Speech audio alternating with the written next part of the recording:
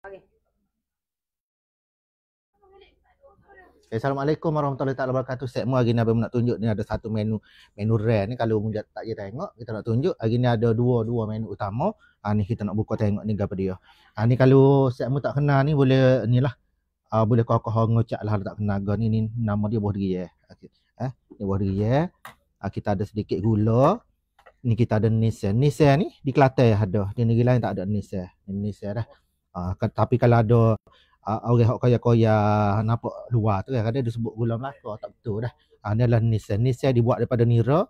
Ada juga nissan dibuat daripada nira nyo ataupun nira apa ni nipah. Gapo lagi ada ni? Ni. Ni dia ni orang panggil sate. Sate ni sate hok bacuh dah lah ni. Kita masuk sedikit garam. Dah hok nak sedap lagi kita masak. Tak masak pun boleh sate mentah tak ada masalah. Ni nama dia pulut.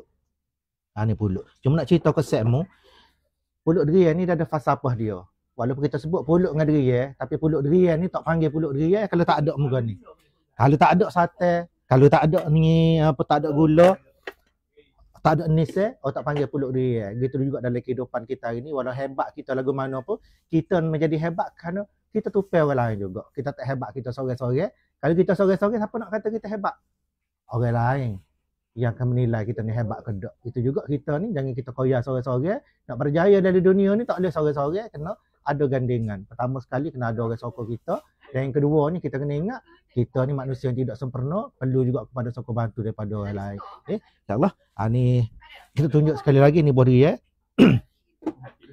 Kita ada gula, ada sate, ada nissan. Ni nissan boleh penting ni. Nissan, ni pulut.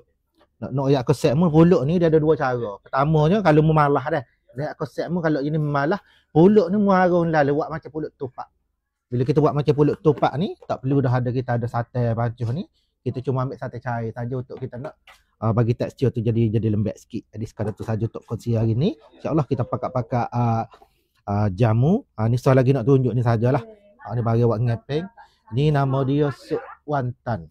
Ni nama dia sup wantan. Sajalah bakar set-set mu. Tapi kalau nak ni boleh komen daripada bawah. Kita boleh tunjuklah mana boleh dapat sup wantan ni, insya-Allah sedap.